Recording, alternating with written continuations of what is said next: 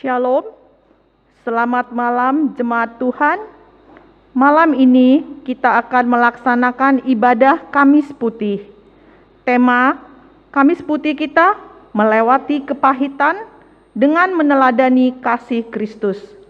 Pelayan firman untuk kita, Ibu Pendeta Hilda Pelawi STH. Jemaat Tuhan, sebelum kita mulai beribadah, mari kita persiapkan roti dan sayur pahit yang sudah dibagikan ke keluarga kita. Hari ini kita bersama berhimpun untuk menghayati masa-masa menjelang penyaliban. Sesak derita mulai terasa. Berulang kali Yesus telah mengungkapkan tragedi kesadisan manusia akan terulang. Namun, semua seakan terlelap dalam pesta jamuan makan malam itu. Gelak tawa membahana, seiring gelas yang berdenting, melupakan tarian maut yang baru saja dimulai. Mari kita memasuki ibadah malam ini dengan menghayati jalan penderitaan Yesus bagi kita manusia yang berdosa. Jemaat dipersilahkan berdiri, kita menyanyi nyanyian Kidung Baru 85, bait 1 dan 2, Kasihnya ya karena kasihnya.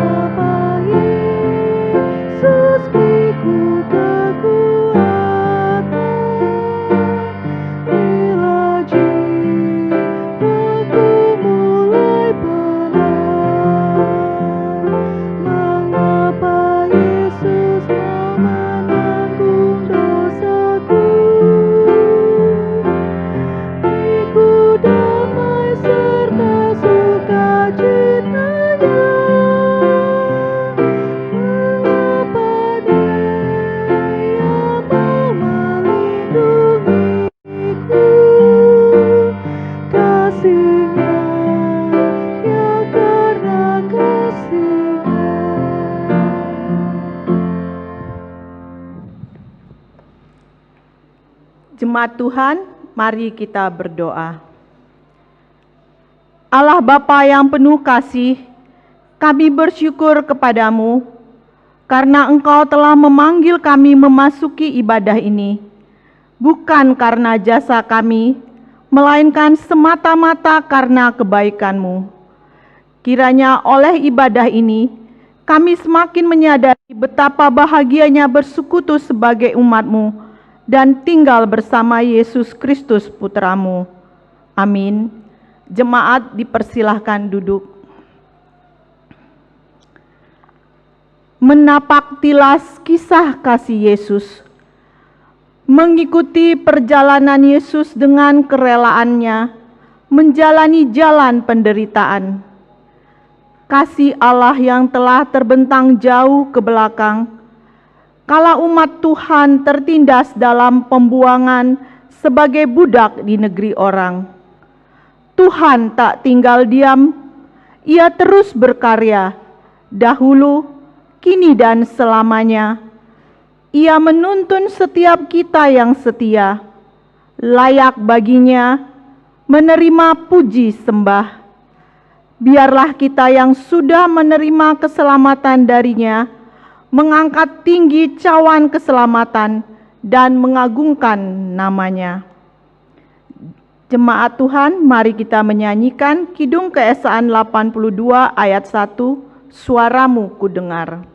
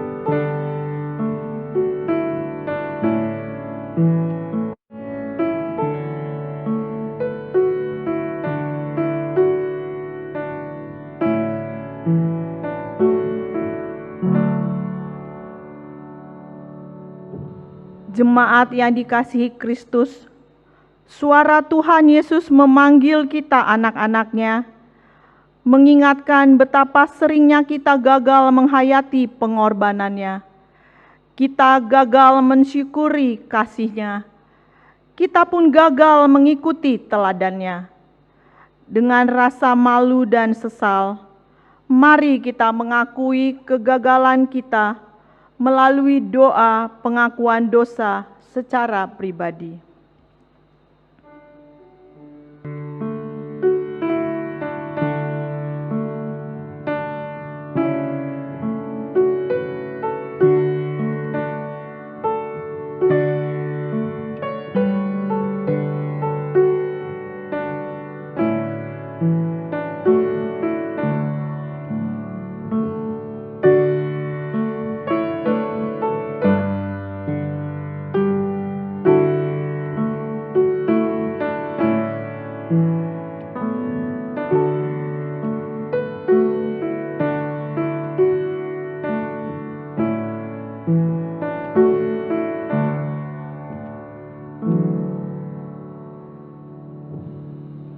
Ya Tuhan, dengarkan pengakuan dosa kami ini.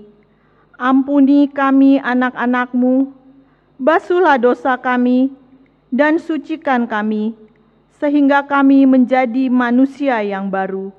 Dalam nama Tuhan Yesus kami berdoa. Amin. Jemaat Tuhan, kita menyanyikan Kidung Keesaan 82, bait 3 dan 4.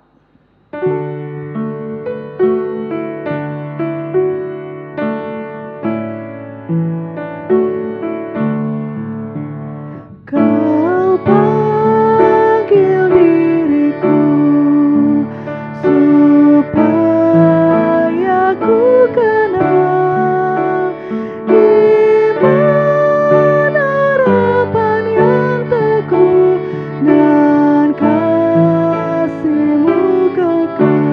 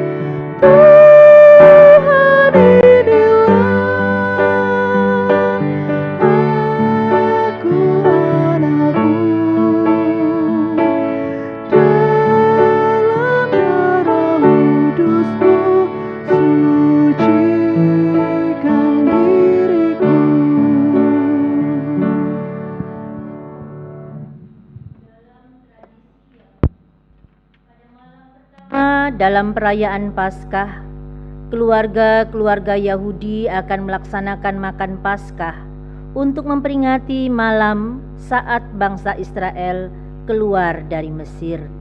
Saat itu bangsa Israel mempersembahkan anak domba dan mengoleskan darahnya pada ambang pintu, agar mereka selamat dari kematian anak sulung keluarga Mesir.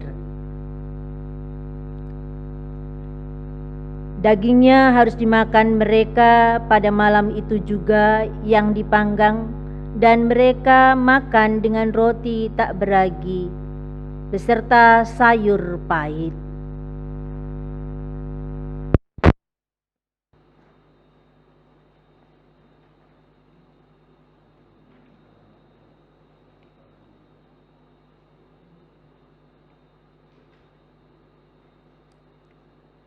Tradisi Yahudi ini juga dilakukan oleh Yesus dan murid-muridnya, berkumpul sebagai satu keluarga untuk makan perjamuan Paskah.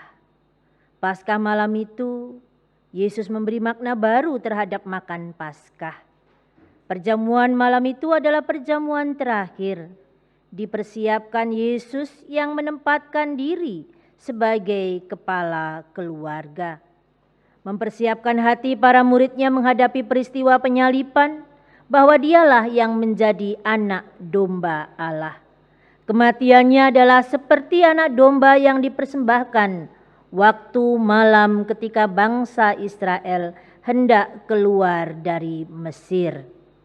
Yesus juga mau mengajarkan murid-muridnya melalui simbol roti yang dipecah-pecahkan dan cawan yang ditumpahkan adalah simbol pengorbanan yang tuntas bagi dosa manusia. Dan simbol itu melambangkan persekutuan antara Tuhan Yesus dengan para murid dan orang percaya sepanjang zaman.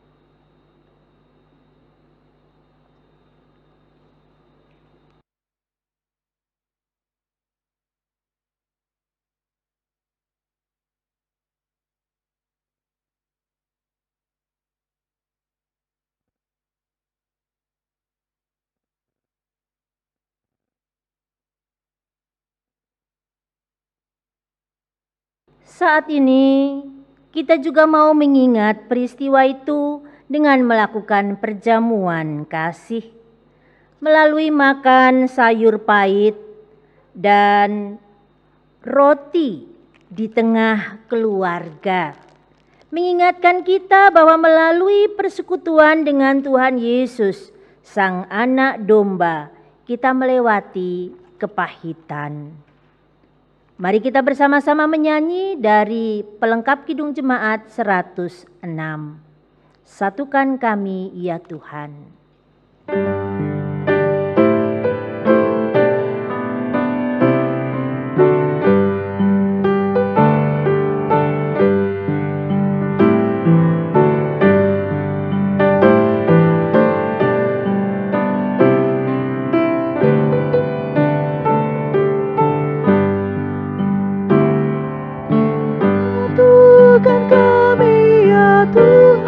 Satukan dengan ikatan yang kuat. Satukan kami ya Tuhan, satukan dengan kasih-Mu yang kekal. Allah yang Esa, Raja yang Esa,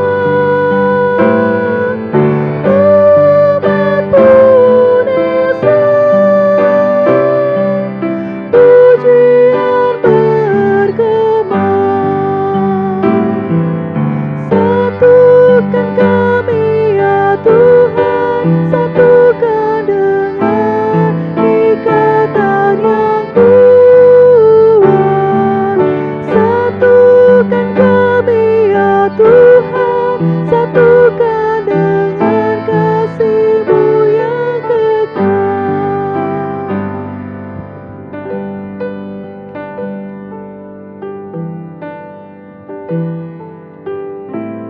Bapak Ibu bersama dengan keluarga mencelupkan roti yang ada dan menikmati sayur yang ada.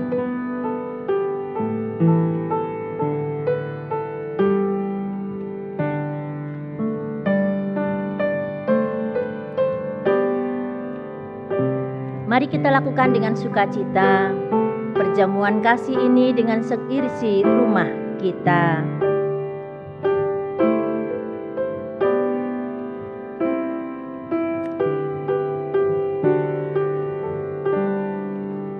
Jemaat Tuhan, mari kita mempersiapkan diri kita untuk masuk dalam pelayanan firman Tuhan dengan menyanyikan pelengkap Kidung Jemaat 270.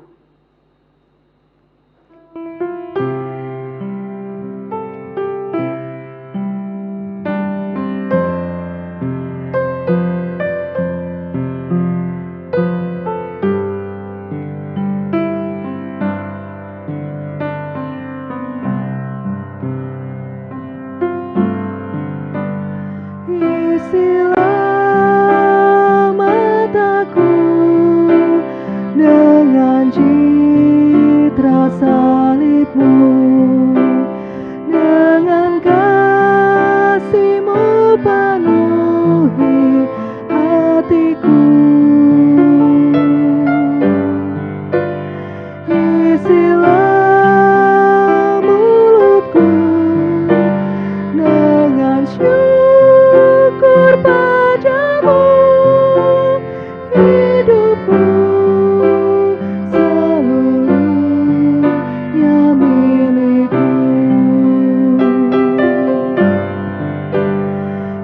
Isilah mataku dengan citra salib-Mu, dengan kasih-Mu penuhi hatiku. Isilah mulutku dengan syukur padamu, hidupku seluruhnya milikmu.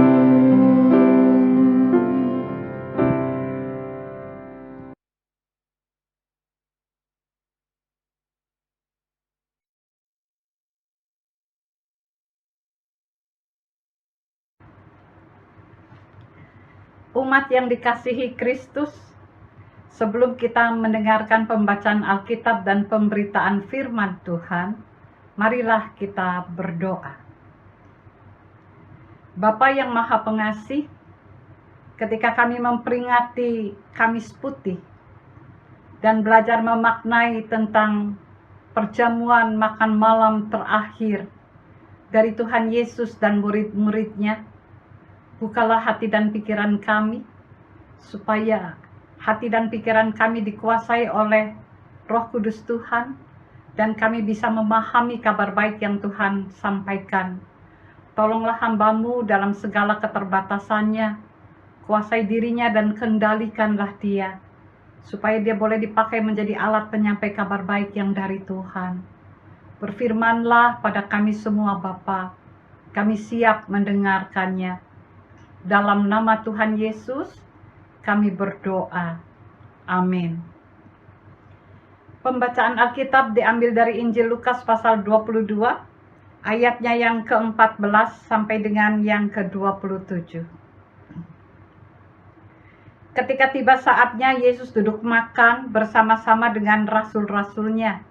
Katanya kepada mereka, "Aku sangat rindu makan Paskah ini bersama-sama dengan kamu sebelum aku menderita.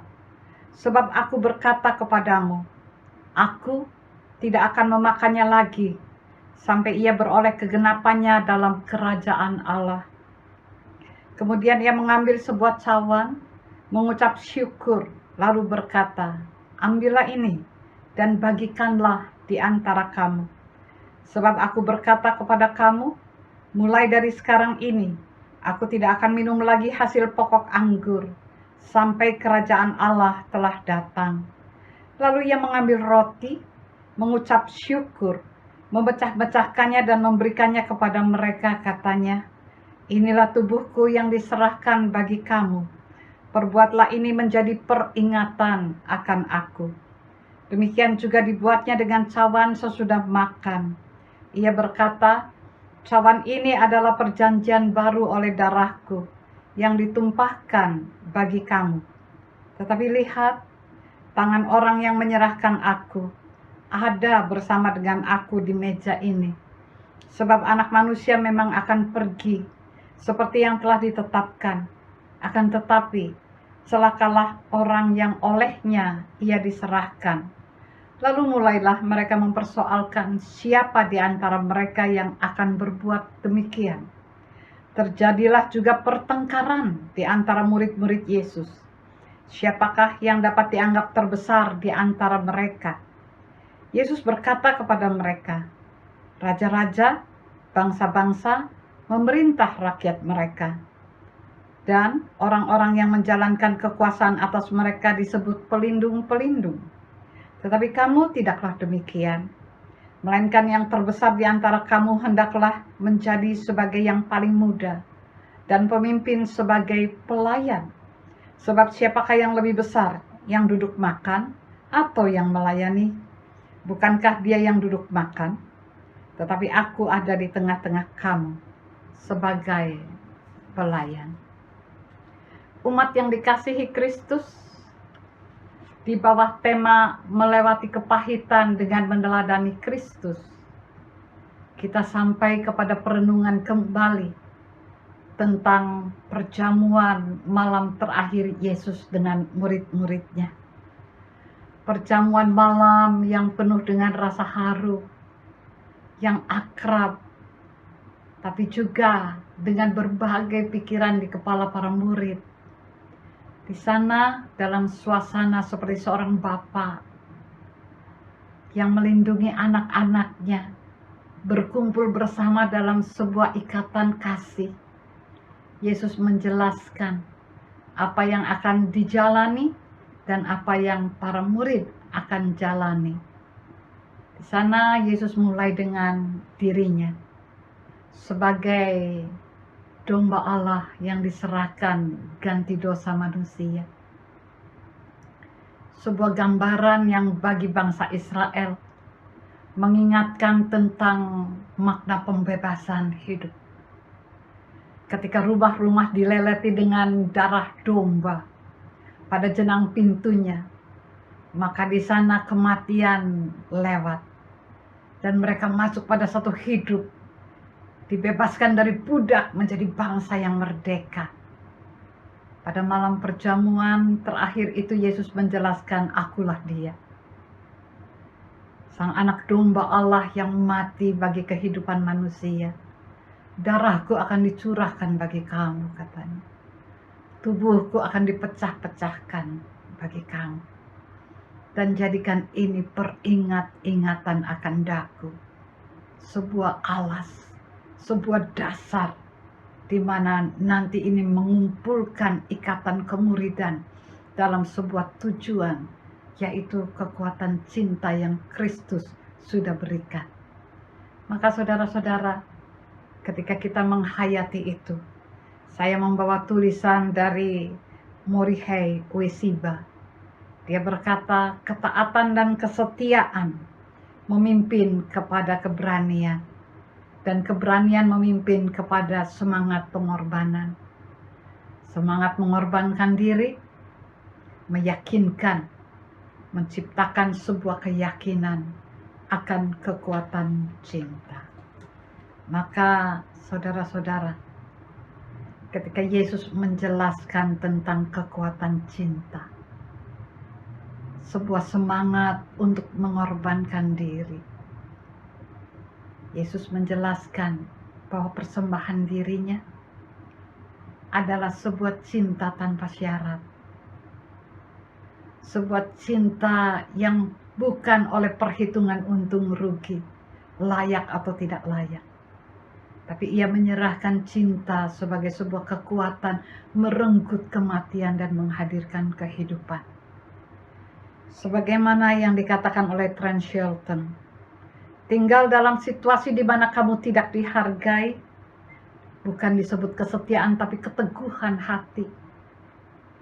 Keteguhan hati untuk siap memecahkan hatimu sendiri. Cinta yang diberikan Yesus adalah sebuah keteguhan hati untuk memecahkan hatinya. Ketika orang yang dikasihinya, yang untuknya ia berkorban, mengolok-olok, meludahi, bersikap membohongi, mengkhianati, diperlakukan tidak adil tanpa pembelaan, bahkan nanti para murid sesaat tercerai-berai, disangkali oleh Petrus dalam semua luka itu. Semangat untuk mengorbankan diri menciptakan kekuatan cinta dari Allah yang merebut kematian manusia dan menggantikannya dengan kehidupan. Yesus siap menjalani via dolorosanya, tidak dengan perasaan terluka, tapi dengan perasaan cinta yang teguh. Ia tidak akan roboh, tapi terus melenting sampai pada tujuan akhir, di mana di sana manusia yang dicintainya dipulihkan gambar dan citranya. Yang ketiga, pada perjamuan malam yang terakhir itu, Yesus mempersiapkan para murid. Yang pertama dari yang ketiga ini adalah situasi yang jujur. Yesus mengungkapkan situasi dengan jujur. Ia tidak mengiming-imingi dengan satu apa yang dikatakan manipulasi keadaan atau supaya murid tidak tahu kenyataan. Yesus menjelaskan kenyataan dengan jujur bahwa mereka juga akan menghadapi itu. Yang kedua, Yesus juga menegur ketika terjadi pengkhianatan di antara mereka.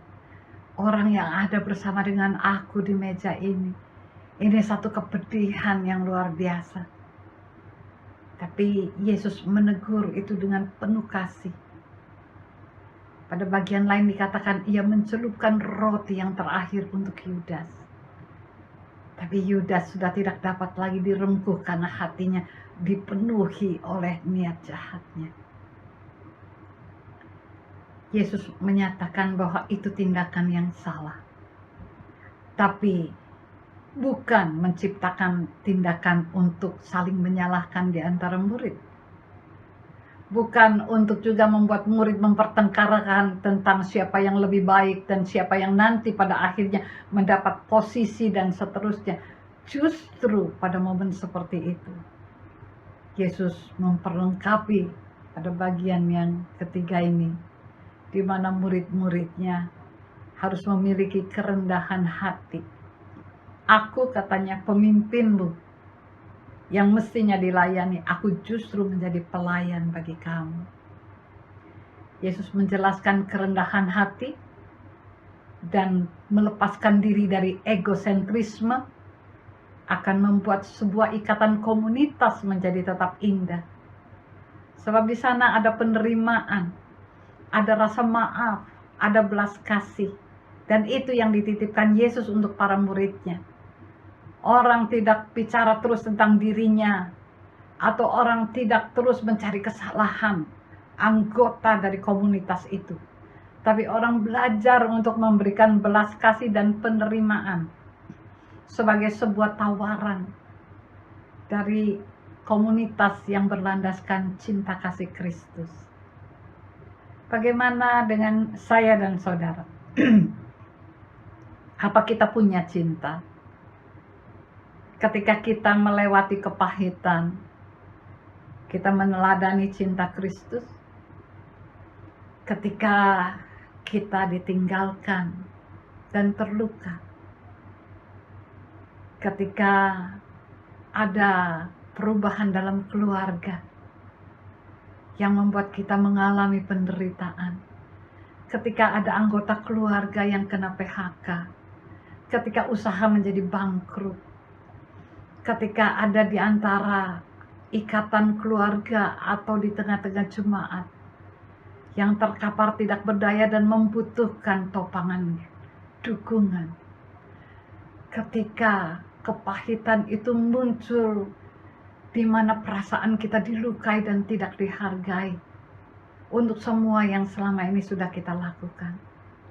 Apa di sana cinta Kristus mengajari kita untuk apa yang disebut dengan keberanian memecahkan hati kita untuk berbela rasa dan berbelas kasih. Apa kita juga tahu bahwa di tengah-tengah situasi kesempatan yang diberikan dalam hidup kita, di sana cinta harus terus dipersembahkan.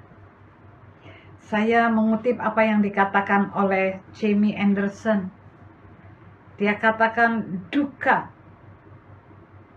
yang sesungguhnya adalah ketika cinta kita miliki tetapi tidak dapat diberikan.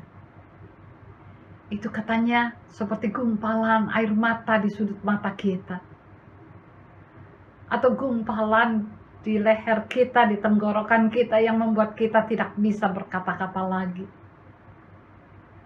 atau seperti gumpalan yang menyesaki ruang yang kosong di dada kita. Sebab cinta kalau tidak dinyatakan pada kesempatan, pada ruang waktu yang diberikan Tuhan, maka semua itu tinggal menjadi penyesalan dan kesesakan di hati kita. Apa kita peka melihat kemana cinta harus diberikan? Ketika anggota keluarga kita menangis, ketika ada hati yang terluka karena ditinggalkan atau diputuskan dengan cara yang menyakiti, ketika ada anggota keluarga yang menyebabkan kebangkrutan atau seluruh keluarga menjadi menghadapi perubahan yang tidak menyenangkan, ketika semua pengabdian kita ternyata tidak mendapatkan tempat yang baik bagi orang-orang yang kepadanya kita persembahkan diri kita. Apa di sana kita melihat Yesus menjalani Via Dolorosa, memikul salib yang mestinya itu punya kita, untuk menjelaskan bahwa cinta adalah keberanian untuk diberikan, dijalani, dan bukan sekedar semangat. Menutup refleksi ini, saya ingin membawa kisah Ernest Gordon waktu dia berada sebagai tawanan bersama tentara sekutu, ditawan oleh Jepang dalam Perang Dunia Kedua. Para tawanan ini dimasukkan dalam barak tawanan dan mereka harus bekerja rodi untuk membangun jalan kereta api dari Burma sampai Siam. Dalam kerja keras dengan perlakuan yang tidak layak, makanan yang tidak cukup, udara tropis yang sangat menyakiti, dan penyakit tropis yang menyerang. Mengherankan katanya, mereka justru menjadi sama jahatnya, saling mementingkan diri sendiri dan tidak peduli dengan yang lain, bahkan kadang-kadang merebut hak dari para tawanan itu sendiri. Mereka bisa merebut selimut tawanan yang sakit atau jatah makanannya. Di sana tidak ada belas kasih lagi. Satu-satunya yang membuat mereka hidup adalah kebencian terhadap Jepang. Sampai satu kali, ketika mereka pulang dari kerja rodi, pada gardu di mana sekop-sekop mereka diperiksa, tiba-tiba seorang tentara Jepang berteriak dengan keras, "Ada sekop yang hilang, ada sekop yang hilang," katanya. "Ada yang mencuri sekop." Lalu dia menyuruh satu grup dari tentara sekutu itu untuk bercecer. Dan dengan senapan laras panjang dia yang diacung-acungkan, dia meludahi mereka, menampari mereka, dan memukuli kaki mereka dengan popor senjata itu. Lalu ketika tawanan itu diam saja, dia mulai mengamuk dengan cara yang menggila. Semua akan mati semua, aku akan mulai menembak semuanya. Pada saat itu, salah seorang dari mereka maju beberapa langkah ke depan, berdiri tegak tanpa kata. Tentara Jepang yang melihat itu segera menyergap orang itu dan memukulinya dengan popor senjata laras panjangnya sampai mati. Semua terdiam. Mereka menggotong para tawanan itu, menggotong temannya yang meninggal dunia itu, kembali ke barak tawanan. Pada saat mereka akan masuk ke barak tawanan, ada pemeriksaan yang terakhir. Sekop dihitung dan tidak ada yang hilang. Keadaan senyap itu bukan hanya grup yang mengalami itu, tapi seluruh tawanan yang ada di barak-barak mulai mendengarkan dan semua hening. Orang yang mengorbankan dirinya itu dikuburkan di situ, di belakang barak mereka. Tapi tiba-tiba terjadi keajaiban. Suasana di dalam barak tawanan itu berubah drastis. Mereka tiba-tiba saling membahas tentang hidup dan mati. Mereka mulai saling memperhatikan, mulai saling berempati, saling mendukung. Ada doa-doa yang dinaikkan, ada kebutuhan untuk berhubungan dengan Tuhan. Ada sebuah keberanian untuk menjalani hari-hari dalam ikatan kebersamaan mereka. Barak itu menjadi hangat dan hidup dan manusiawi. Mereka mengangkat Ernest Gordon sebagai chaplain mereka. Ketika mereka berhasil membuat satu ruangan yang semacam apa yang dikatakan tempat untuk chapel kecil. Untuk berdoa. Untuk saling membagi apa yang menjadi beban mereka. Satu tawanan sekutu itu maju dan mati. Dan tiba-tiba seluruh barak tawanan berubah menjadi manusiawi. Dalam kepahitan mereka bisa melewatinya bersama-sama. Belas kasih itu membuat mereka jadi kuat, melenting tanpa terpuruk hancur oleh kemarahan dan kebencian. Penderitaan yang mereka alami tidak membuat hati mereka pahit, tapi bahkan kepahitan yang melanda mereka menjadi manis ketika mereka saling mengasihi. Bukankah itu yang diajarkan Kristus pada jamuan malam yang terakhir? Atas landasan cinta tanpa syarat itu, katanya, kalian menjalani kehidupan yang dipulihkan. Ketika ada kekeliruan dalam anggota keluarga, di sana ada belas dari cinta kasih yang siap saling menutupi. Ketika kita merasa terluka karena ditinggalkan, kita tahu kita tidak sendiri. Ada dukungan dari orang-orang di sekitar kita yang akan mengingat landasan kita bersama. Keberanian untuk menghadirkan cinta di tengah-tengah kepahitan. Ketika kebangkrutan usaha, ketika ada kematian, ketika kita terluka karena merasa tidak dihargai pengabdian kita, ketika kita terkapar tidak berdaya, apa di sana kita menghargai ikatan komunitas seperti yang Yesus ajarkan. Satu ikatan persaudaraan kasih yang saling memeluk dan mendukung, yang tidak membiarkan kepahitan membuat kita runtuh tidak berdaya. Sebab cinta adalah kekuatan yang melentingkan kita lagi, yang meyakini bahwa pengharapan itu ada. Perubahan itu bisa terjadi. Mimpi itu tidak di awan-awan, tetapi sesuatu yang membumi dalam realita kita. Keberanian memaafkan itu menjadikan sesuatu yang ajaib. Sebab dasarnya adalah cinta tanpa syarat dari Kristus.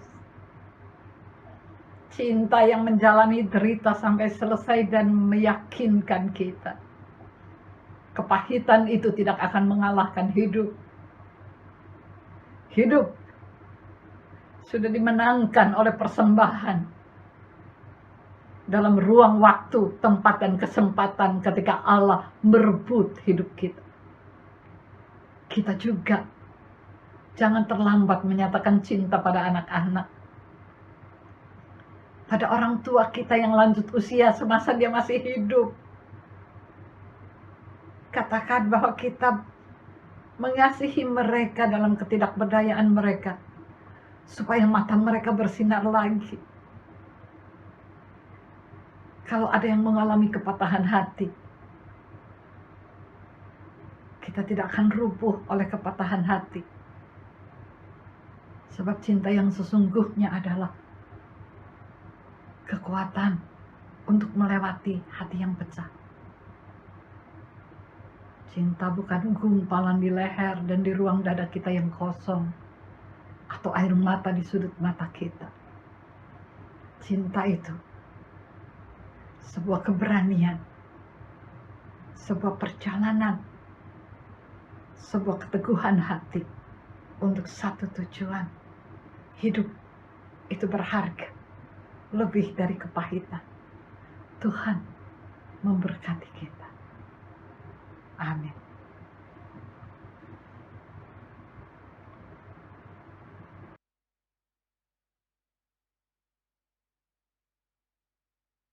Tuhan, mari kita berdoa. Ya Allah Sang Sumber Cinta, kami bersyukur karena Engkau mengingat kami. Terima kasih untuk ingatan cinta-Mu pada kami. Kiranya Tuhan juga terus menumbuhkan cinta itu dalam diri kami, sehingga kami memiliki keberanian melewati kepahitan hidup ini, memiliki keberanian memikul salib kami di belakang salib-Mu, ya Kristus. Kami berdoa ya Tuhan, untuk pemerintah kami, penuhi para pemimpin bangsa kami dengan cinta Tuhan, sehingga mereka dapat berlaku adil dalam memimpin bangsa dan negara kami. Penuhi kami sebagai warga negara dengan cinta-Mu Tuhan, agar kami dapat melihat perbedaan dan menghargai perbedaan itu, sehingga jiwa kami tidak kering. Beri keberanian kepada kami untuk mengakui yang lain dalam keluarga kami, bangsa kami. Bapa di surga, penuhi hati kami dengan cinta-Mu, agar sebagai gereja kami terus bersinar di tengah-tengah dunia dalam segala pergumulannya. Penuhi tiap pribadi-pribadi di dalam kami dengan cinta-Mu, agar kami mampu hadir di tengah-tengah kehidupan yang semakin sulit ini. Ingatkan kami bahwa Kristus telah menderita bagi kami, sehingga kami pun bersedia untuk berkorban bagi orang lain. Hadirkan cinta-Mu dalam setiap keluarga, sehingga kami memiliki keberanian untuk dapat mengampuni seorang dengan yang lain. Bapa surgawi, Allah yang penuh cinta, berilah kami cinta-Mu, agar kami dapat berbagi cinta dengan orang-orang di luar sana yang sedang mencari rejeki dan mereka dapat menemukan cinta Tuhan melalui kehidupan kami. Beri kami keberanian untuk terus mendoakan mereka yang mengorbankan keluarganya, mengorbankan kepentingan-kepentingannya demi merawat yang sakit di rumah sakit. Para tenaga medis yang saat ini terus bergumul dengan COVID-19. Allah, penuhi mereka dengan damai dan cinta-Mu. Kami berdoa ya Allah, dalam kekuatan cinta-Mu, karena Kristus Yesus telah mengasihi kami dan memberi cintanya bagi kami. Amin. Jemaat Tuhan, silakan berdiri. Karena Tuhan sudah membaharui kita, mari kita hidup sebagai manusia-manusia Allah yang memiliki komitmen tinggi. Saat ini kita ungkapkan komitmen kita. Ajarlah kami untuk dapat meneladani kasih-Mu ya Tuhan. Ajarlah kami agar kami dapat hidup dengan setia di hadapan-Mu. Ajarkan kami agar kami dapat mewartakan Injil-Mu di muka bumi ini, karena Engkau telah menjadikan kami murid-Mu.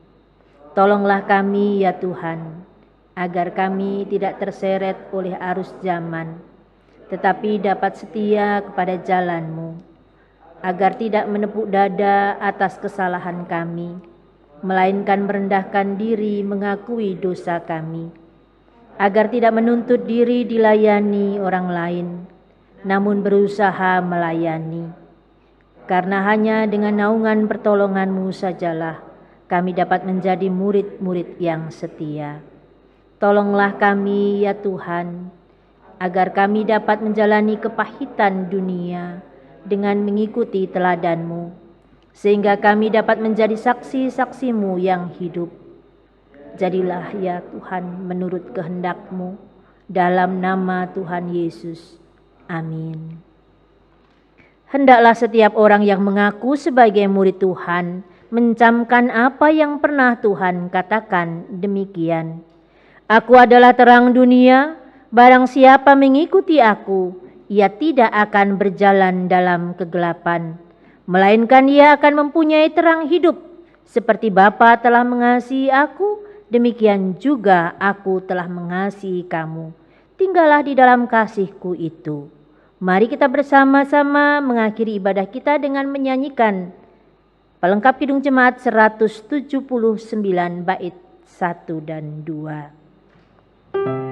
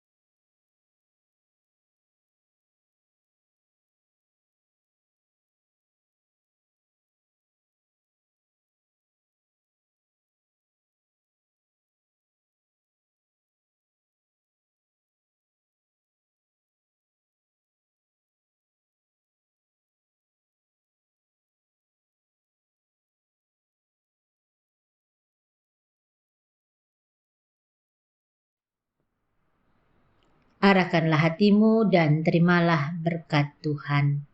Allah sumber cinta kasih, menghadapkan wajahnya dan memberi kita damai sejahtera.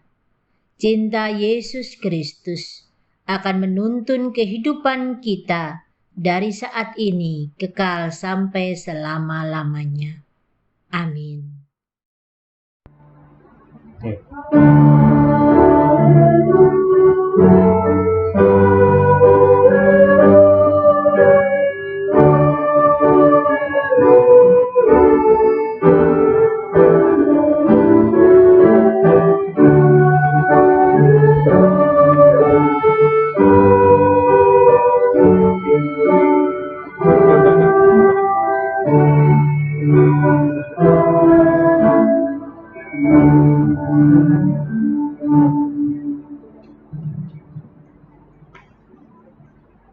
Jemaat Tuhan, mari kita bersatu.